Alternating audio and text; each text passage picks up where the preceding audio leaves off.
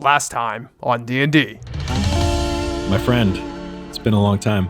I can't believe that we're all here together. Yeah, I'll drink to that one. Not everyone comes to salvation. It's that place in between the kitchen sink where all the grime builds up. That's salvation. The three great worms were always at war.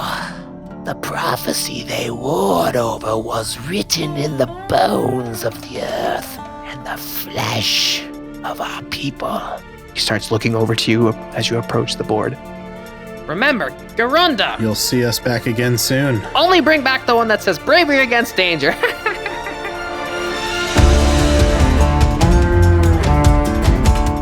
Orange Eyes presents a Dungeons & Dragons 5th edition campaign.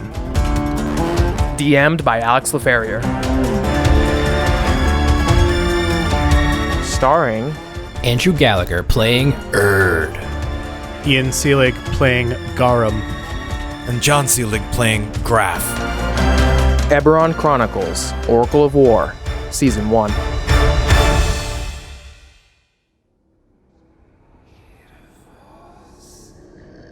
Entering the fog, the temperature drops and you hear whispering, scratchy voices inside your head, and other distant noises. You feel like you're being watched from all sides, but before you have time to rethink your decision, you emerge from the fog into a gray, blasted battlefield. You have entered the Mournland. Graff doesn't even look that bothered. You might think he just hears whispers like these all the time. You aren't sure if other people heard what you heard. Well, that wasn't so bad, right? It's not so far. I don't know about you guys, but this isn't what I'm used to. This isn't the way we left this. And what stands before you is this quiet place, but yet it's filled with chaotic energy. Off in the distance, you see storm clouds, and you see what lies above you is an impenetrable fog that allows for sunlight, but you can't see the rays and you can't see the sun. Weird. I could have sworn when we walked in here it was daytime, and all of a sudden it's a little bit darker in here. You said it's just a scorched battlefield, but what else can we see, maybe further ahead? So you easily can see the lightning rail stones go off into the distance. It'll be a long walk, but you could easily trace a path in and out of the Mournland because the lightning rail conductor stones lie dormant. Well, let's not get too far from these. I think this is our way in and way out. We should stick to these. I agree, Graff. Garam, you're good with these sorts of things. Can you help us find our way in? Are the stones like glowing and visible, or are they just? They are completely dormant. Are they big? Are they like diamond in shape? Like what do they look like? Yeah, they're like pyramid stones, but they're probably like 10 feet tall. Oh, great. Okay. So they're easy to follow. Oh, yeah, they're huge, yeah. And they go off in the distance for miles, and you don't see a depot within the next day. Well, I guess we need to get trekking here. Wait, did you say within the next day? Yeah. Like a day's walk? Yeah. I mean, what looks like a day's walk as we don't see anything in the distance. Correct. You don't expect us to camp here in the Mournland, do you? Well, I mean, Bellalure said that usually these jobs to the depot takes like 8 days. Mayhap I should have been listening better. Whatever, I'm sure it's fine. And he kind of adjusts his hair, which, as you know, as his close friends, is maybe a nervous tick. But let's go forward. And we walk. Beyond the blasted landscape of the Mournland, brown, wilted grass gives way to the weight of the fog. So you have a very unpleasant feeling as you walk through the Mournlands. For your eyes, this seems to be the first time you've been in a place like this. It's otherworldly. It sits uneasily in your stomachs. As you go deeper and deeper into the Mournlands, you just feel like you see things off in the distance. Giant large, lumbering creatures, maybe the size of willow trees, just lumbering around, and you feel uneasy, but your travel is undisturbed. You see those things, right? I see something. Internally just feels uneasy, but he looks over to Graff and Garam in a moment and just kind of feels reassured that he's got his two compatriots with them who been through thick and thin, and feels a bit better in this moment being around these two. Graff doesn't say much for a few minutes, but then just says quietly, "Stay together." We've been apart for so long, that's all we can do now. Tell me a little bit about your provisions. What do you guys have, food, water-wise? Oh, shit. I have a normal amount of provisions that a level 1 character would have. So that means nothing, because John didn't do it. I've never once had a DM ever ask me, "So what do you bring for provisions? Do you have a bedroll?" No one's ever asked me that in my entire many-year career as a nerd. The Explorer's Pack. 10 days of rations and like a mess kit and torches and a bedroll and tinderbox and all that kind of fun stuff. Has half of that loaf that was given to him that he ripped apart. It's a couple bladders full of water that are leaking droplets here and there. A ramshackle backpack that is, also tattered as well. A couple bloodstains on it. He has enough gear to get by, but get by is the key word. He's not gonna flourish in these situations. I have that loaf of bread I bought, a water skein, a burglar's pack, which I'm pretty sure has snacks, and some thieves' tools, which I can use to steal from Ian.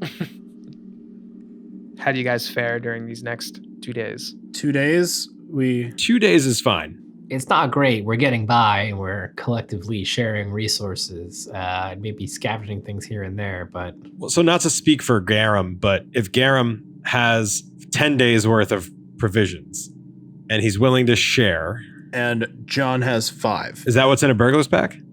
See? I knew what I'm doing. So we have 15 days of provisions between us.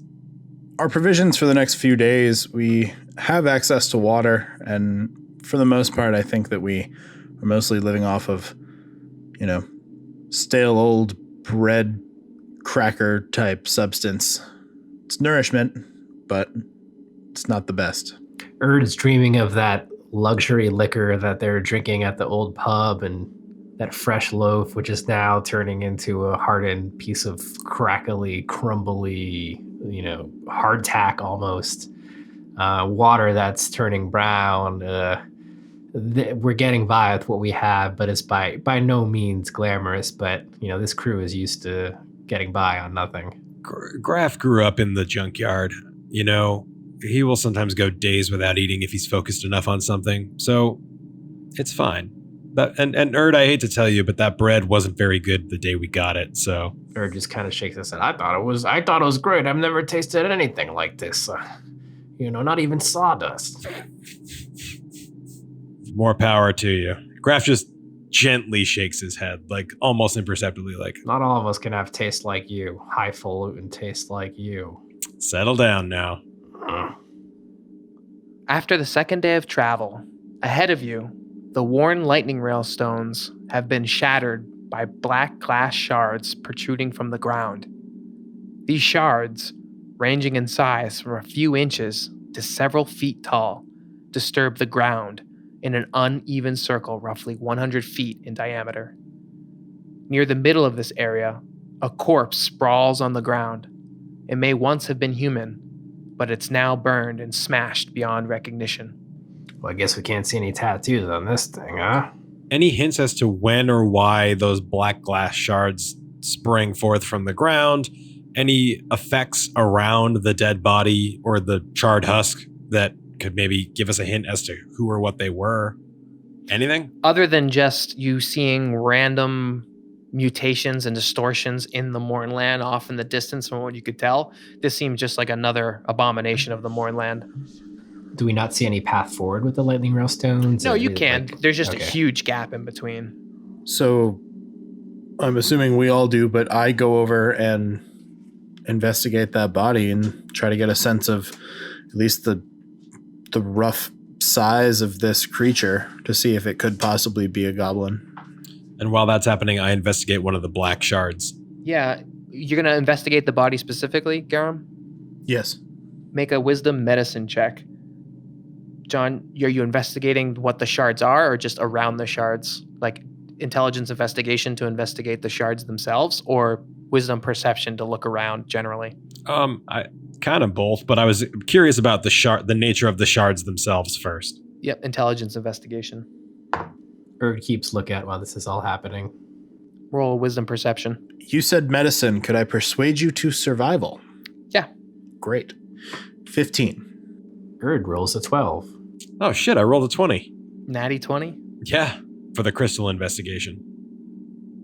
Garam, you know that the body was once human, and electricity caused the burns on the body. The victim was electrocuted and then pulped by an extreme bludgeoning force. You also find that the corpse has a dented metal hip flask, which contains a potion of healing. I stow that away for later. Yeah, they're not going to use it.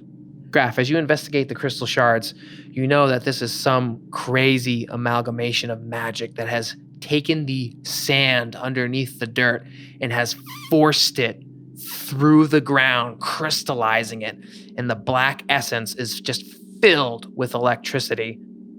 Erd, you see some of these crystals take form, and they look like some crazy birdish creature that has glass wings and a glass beak and just these glass claws, and you can see that they start writhing about. Graff, Garam, do you see that? He points over to the shards that are forming. Thanks to Erd passing his perception check and managing to alert you all, you aren't surprised, but these glass-formed drakes seem to be out for blood. Let's roll initiative. All right, 16 initiative for Graff. 11. 9 for Erd. So Graff, as you're investigating the deep black glass, you can see some of it form into these crystal drakes that all of a sudden take form. What do you do? While this is not good, it's not as bad as I was expecting the Mournlands to be, so I do what I do best. I take aim, and I snap, and unleash an eldritch blast, and attempt to hit the creature. All right. Oh, nice. Total of 20. You hit. To hit. Yep. And then it is D10 damage. 1 damage. So I also have a crackle of sort of orangey energy, and I snap and point at the Drake, but it kind of just seems to bounce off the sort of angular crystallized surface a little bit. It just does 1. And the drake scowls with just a speck of glass being chipped off of it, and it seems to have its sights set on you. Cool. I still have a move. So how far am I from this? It's about 30 feet away. How many are there? There's 2. I noticed that all I basically did was make it angry, so I back away from the drakes 20 feet. Garam, What's the relative size of these crystal birds? they're medium. All right. So, like, they're us-sized, but they're not giant. That's good. These look scary. I've never seen a, inanimate drake before made out of electricity. So I also back up. I retreat 20 feet and pull out my bow, and I attempt to shoot the one that has already been hit. It will have cover Why? because there's all these crystal shards here pointing up, and it's kind of like embedded within the crystal right now. It'll get a +2 bonus to its armor class. Ooh, bummer. Cool. All right. I try to take aim as best I can, and 22. You hit it. Awesome.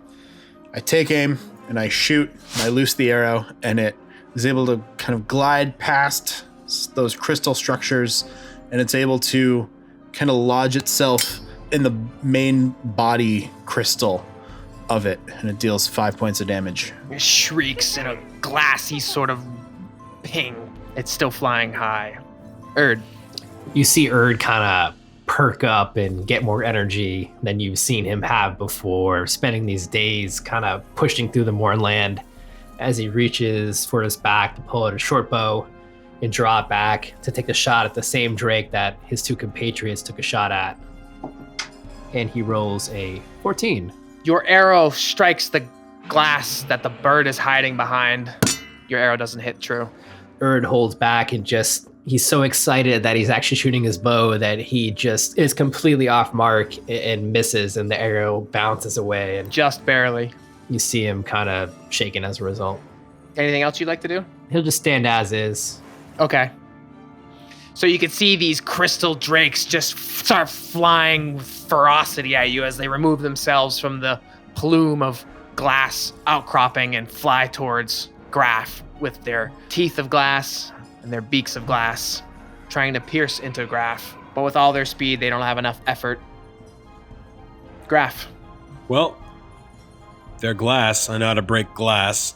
So I pick up my club and make an attack. Huh. Ooh, not good. 9. Can't quite strike the crystal drake true enough. Yeah, I will retreat closer to Garam. If you pull back, though, they could get an attack on you. I'm just gonna stay for now. Okay, Garam. So I'm going to move in a position to have a little bit of cover, or a little bit of distance between me and the birds, but I try to take another shot. 21. Garam's arrow flies true, and you hit the crystal drake. Roll for damage. All right. I seem to hit the same spot that Graff had chipped a little piece of glass, so it's already a little bit weaker there, and the arrow kind of lodges right in, and I do 8 points of damage. Nice. Those arrows that Becca gave you seem to penetrate the crystal drake and fly through the other side as the crystal drake explodes into a giant mess of glass crystal. Oh, hell yeah. Yeah, you got it. 1 down, 1 to go. Erd. So this other drake's within my striking distance. Yep. So you see Erd kind of reach back, put his bow back. This shit didn't work. Pulls out his great axe Oh. and just like swings it back. Is about to take a strike at that drake. You're gonna get this one. 11. Your great axe cannot cleave through the black glass of the crystal drake. You see Erd just kind of swing his great axe back with like that really big, intense kind of grin on his face. He swings it at the drake and it hits and just deflects and falls right off and hits into the ground, and it's buried there. And you see Erd kind of looking frustrated at these two missed hits in front of his compatriots. Not the best showing for this reunification. The drake tries to retaliate with its glass claws and rolls a 14. Does that hit Erd? It does. Erd takes 4 points of piercing damage as the glass claws rip at your flesh, leaving behind little black glass splinters. These add to Erd's existing wounds, kind of just piling on the crap that he's been through, and he grimaces with the pain and kind of flexes his muscles, and Bring it on. he's ready for more. Graff, you're up. So Graff, seeing this and seeing that maybe his initial attack actually did help, he prepares another Eldritch Blast. His eyes glow. Blammo! That is a 12. The magic washes over the black crystal glass, and it is unaffected by your spell. You can see Graff just like one eye twitches slightly, and that's it. Garam. My arrows have been working pretty well. I'm going to move so that I'm not about to hit Graff, and I knock another arrow and Come on, Garam, you got this. shoot it out. 14. Those arrows from Becca seem to be striking true. Roll for damage. It seems to annoy the drake a little bit. It doesn't lodge in, but it's enough that you can see it's disturbed. Does 3 points of damage. I'm sorry, 4. All right. Erd. Erd's axe is like buried in the ground from his last miss, and you see him raise it back up, and a smirk's on his face as he's ready to try one more. And he brings it back behind his back and just, swings it over to the Drake as he takes another slice at it. Come on, Erd. 20. Hey, Not natural. an unnatural 20. It strikes true. Nice. Erd lifts up his axe and just makes contact with the Drake, square on, doing 10 damage as it pierces him. You can see Erd just pent up rage and anger just all coming through to this one moment, to the tip of his great axe as it pierces the Drake. Pieces of glass fly everywhere as the Drake falls apart. Yes. You see Erd just kind of flexing, and he's like, yeah, that's what I'm talking about. That's why we're here. Yeah, the ultimate. He's just pumped, like you haven't seen him. As the last remaining pieces of glass tinkle onto the ground, you're left in that eerie silence of the Mournland. Well, I'm glad that's over. That's a bit of excitement, and as Erd looks around at the quiet, bit anticlimactic too at the same time. I'm frustrated in that was our first battle in 6 years together, and I did a grand total of 1 damage. And, Erd, you got the killing blow, but you had your own frustrations. So Garam would probably be MVP for that fight, I would say. I'm just not good with the bow. I'm better with this axe. I'm just happy to be with you guys again. I've been alone for so long. It's been such a hard. He just kind of again trembles off. It's just like old times. Yeah, like old times, yeah. Sounds like you guys had a rough 6 years. All right, well, that charred gentleman we found was not our mark, so I think we should continue. As we start to press on, following the trail of the lightning rail crystals, I say to Graff, we've been kind of dancing around what you've been up to for the past 6 years. Well, I mean... I meant a few words as always, huh? Let's add a couple more. As Erd looks at him. You guys know me. You know my talents, my strengths. Occasional weaknesses, So I've just been doing that for 6 years. Being weak, as I expected. Careful, Erd. I was doing as Kali instructed, making friends, starting relationships, moving merchandise. In fact, the last time I fought a Drake, a normal Drake, it was right around that day. He just kind of trails off. That day? Graff sees up ahead, about 2 hours away, a depot. Is that what we're looking for? He just points. Seems a bit different than what we've been seeing. I guess we might as well keep going towards it. Been here long enough.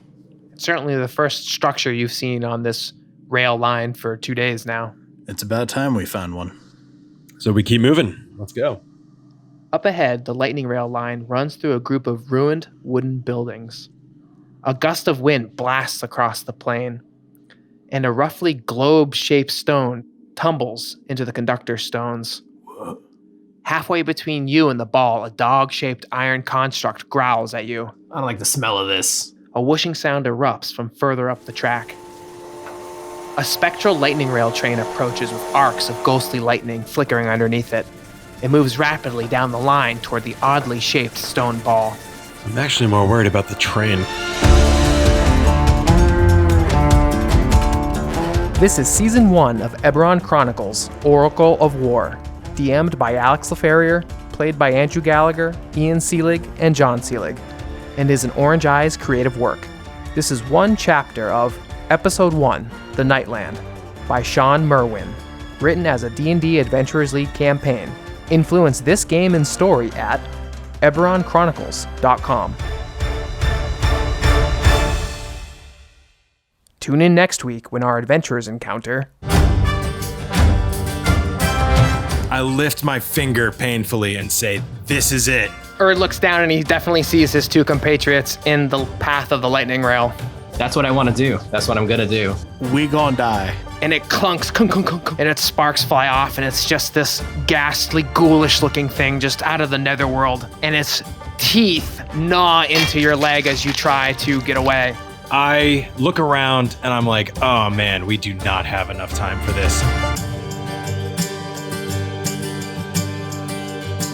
Subscribe to this show wherever you get your podcasts. Email the show directly at speakingstone@eberronchronicles.com. We really do read every email from the fans. You are our dragon shards and keep this show powered.